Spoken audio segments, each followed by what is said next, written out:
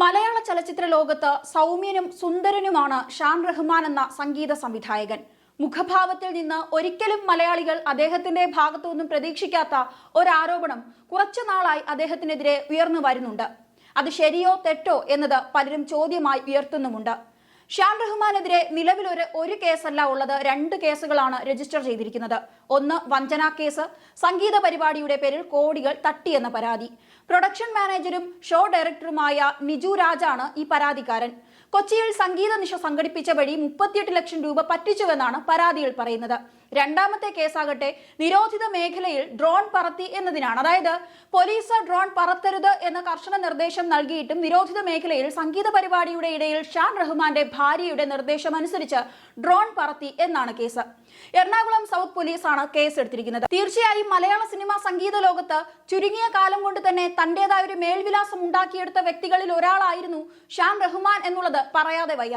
ആൽബങ്ങളിലൂടെ മാത്രം തുടങ്ങിയ ഷാൻ റഹ്മാന്റെ സംഗീത ജീവിതം ഒട്ടേറെ സൂപ്പർ ഹിറ്റ് ചിത്രങ്ങളിലാണ് പിന്നീട് എത്തി നിന്നത്.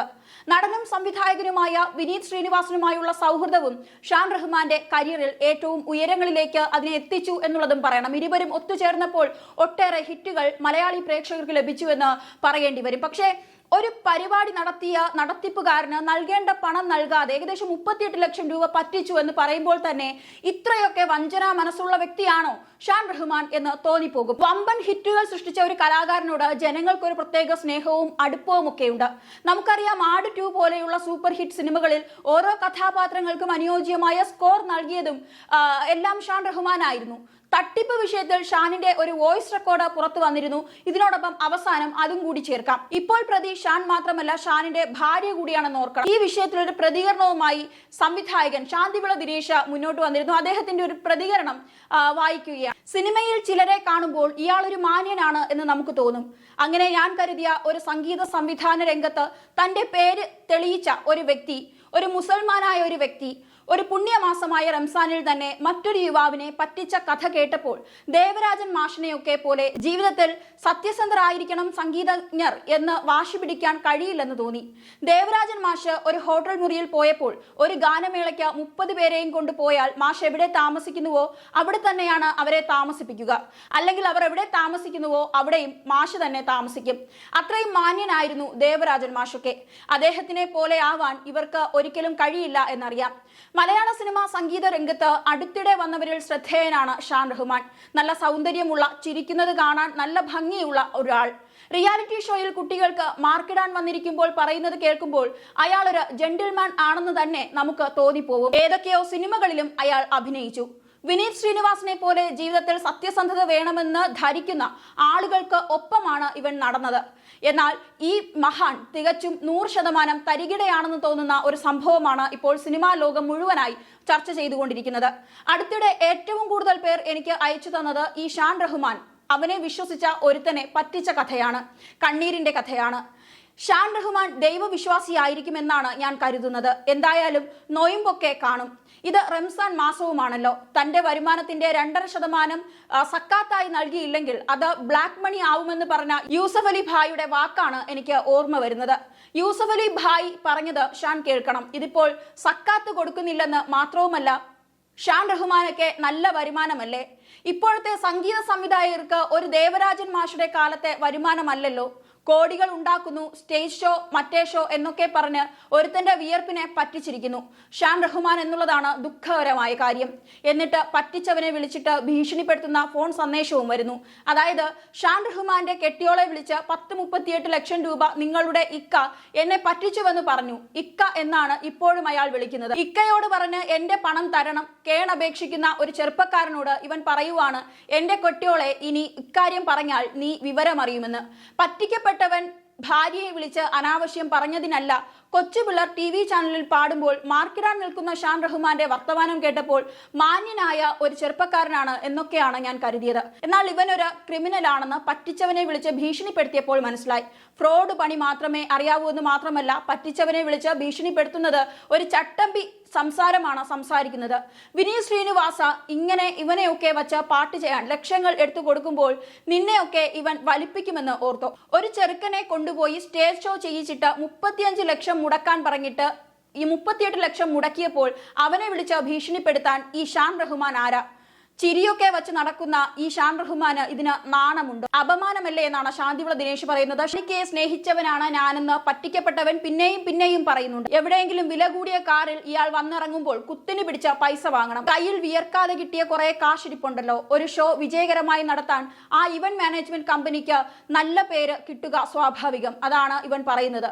ഞങ്ങളുടെ ഷോ നടത്തി നിനക്ക് നല്ല പേര് കിട്ടിയില്ലേ, പിന്നെ എന്തിനാണ് 35 ലക്ഷം എന്ന് അവനോട് ചോദിക്കുന്നു. നിനക്ക് നല്ല പേര് കിട്ടിയില്ലേ, എല്ലായിടത്തും ഈ പരിപാടിയുടെ പേരിൽ തന്നെ നിന്നെ പറ്റിയാണ് സംസാരം എന്നൊക്കെയാണ് ഷാൻ റഹ്മാൻ മറ്റേ ആളോട് പറയുന്നത്. ഈ പണം എല്ലാം കൂടി കൊണ്ട് മുങ്ങിയിട്ടാണ് ഇവൻ ഇങ്ങനെയൊക്കെ പറയുന്നത്. ഡോക്യുമെന്റ്സ് ഒന്നും ഇല്ലാതെ പരിപാടി നടത്തിയ ഇവന്റ് മാനേജ്മെന്റുകാരൻ സിജു ചെയ്തത് ഹിമാലയൻ മണ്ടത്തരമാണ്. ഇത്തരം പരിപാടികൾക്ക് അത് നിർബന്ധമാണ്. ഇതാണ് ശാന്തിവിള ദിനേശിന്റെ പ്രതികരണം. ഒപ്പം ഷാൻ റഹ്മാന്റെ ആ ഓഡിയോ കൂടി നമുക്ക് കേൾക്കാം. എന്റെ ഭാര്യക്ക് നിങ്ങൾ തലവേദന ഉണ്ടാക്കുന്നുണ്ടെങ്കിൽ നിജു നിന്നെ ഞാൻ വെറുതെ വിടില്ല. ഓക്കെ, ഒരു രീതിയിലും ഞാൻ നിന്നെ വെറുതെ വിടാൻ പോകുന്നില്ല. നിനക്ക് എന്റെ സ്വഭാവം അറിയില്ല. ഞാൻ ഇടഞ്ഞതാ നിജു. വളരെ ചുരുക്കം കുറച്ച് വാക്കുകളിൽ നമുക്ക് ഈ പരിപാടി അവസാനിപ്പിക്കാം.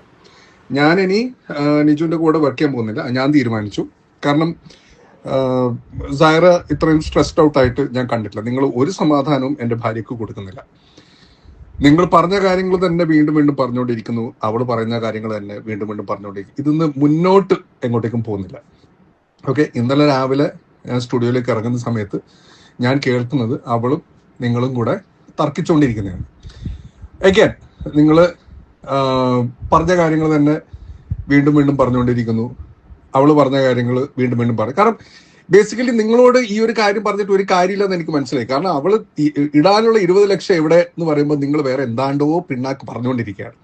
അപ്പം നമുക്ക് ഇനി അതിനെ പറ്റിയിട്ട് നമുക്ക് സംസാരിച്ചിട്ട് യാതൊരു കാര്യമില്ല എന്ന് മനസ്സിലായി. കാരണം it doesn't get inside your head. You are not ready to accept that. നിങ്ങൾ വേറെ എന്തൊക്കെയോ പറഞ്ഞുകൊണ്ടിരിക്കുകയാണ്. അപ്പൊ ഇനി സൈറനെ വിളിച്ചിട്ട് ഈ രീതിയിലുള്ള സംസാരം ഉണ്ടായാൽ I will go against you. Saira will file a case against you. ഹറാസ്മെന്റിന് വേണ്ടിയിട്ട് ഒരു കേസ് നിങ്ങൾക്കെതിരെ അവളോട് കൊടുക്കാൻ ഞാൻ പറഞ്ഞിട്ടുണ്ട്. കാരണം വേറൊന്നുമല്ല, നിങ്ങൾ സെയിം കാര്യം തന്നെ വീണ്ടും വീണ്ടും പറഞ്ഞുകൊണ്ടിരിക്കുകയാണ്. അതുകൊണ്ട് ഇനി നിങ്ങൾക്ക് ഇന്നലെ എന്തോ പറഞ്ഞല്ലോ, എന്താ ഉയരെ വന്നപ്പോഴാണ് ERP ആളുകൾ അറിഞ്ഞെന്നോ. അറോറ ഏത് പട്ടിക്കറിയാം? അറോറ ഒരു പട്ടിക്കും അറിയില്ല, ഇപ്പോഴും അറിയില്ല. മനസ്സിലായില്ലേ?